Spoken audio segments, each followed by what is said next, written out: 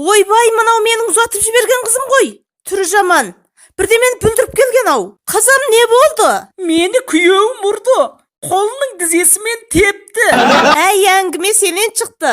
Шолжаңдатпауым керек еді. Әл айтшы, не болды? Күйеуімнің мамасы маған сүт пысыр деді. Енем де, енеңді апа деп айтасың. Ойбой, малдардың мамасы нене дейді ғой. Құдағи десем болмай ма? Жоқ, болмайды. Мен сүт пісіріп тұрғанда сүт томпайып кетті емес пе? Сен нағып тұр едің. Мен телефон ойнап тұрғам. Тағы не болды? Бол бір. Одан кейін бір кісі есік қақты, танауының астында сақалы бар екен. Мұртты кісі? Мынау кімнің үйі деді. Мен мынау Тоқтайдың үйі деп едім. Мұртты кісі қайсы Тоқтай? Түйе Тоқтай, күйе Тоқтай, жынды Тоқтай дегендер бар. Бұл қайсының үйі деді. Мен жынды Тоқтайдың келінімін деді. Күйеуім бақырайып тұрып, аузыңды жап деді. О, баламай. Келін атасының атын тіке атамайды. Бұл екі де. Күйеу баланыкі дұрыс. Тағы не болды? Үйге кісілер келді. Мен чай құйдым. Шыныны атама бердім де, ата, атау кереңізді ішіңіз дедім. Бір кісі, балам қалай сөйлейсің деді. Мен содан, сіздер де атау керелеріңізді ішіңіздер деді. Сен атау керені білесің бе?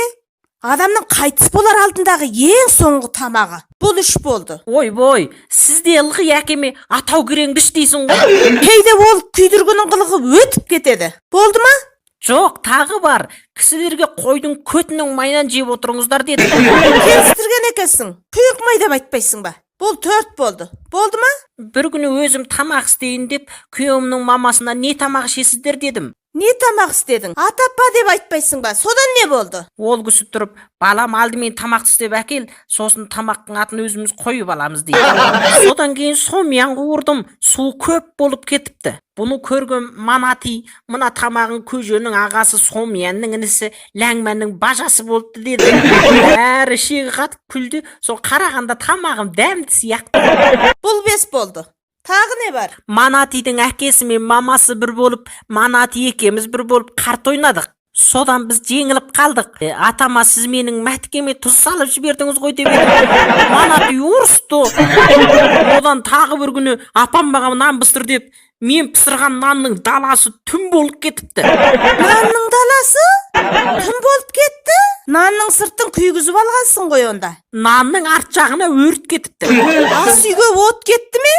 Бірдеме болған жоқсың ғой. Мен ештеме болмадым. Нанның астыңғы беті негір болып кетіпті. Ақ жағын қаратып қойсам, Манати қайта негір жағын қаратып қойды. Күйеу бала да қызық екен. Ол бір қалжыңбас көрінген.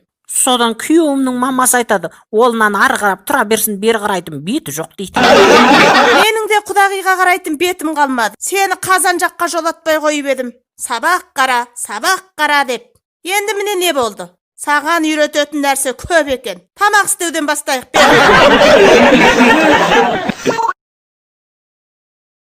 抖音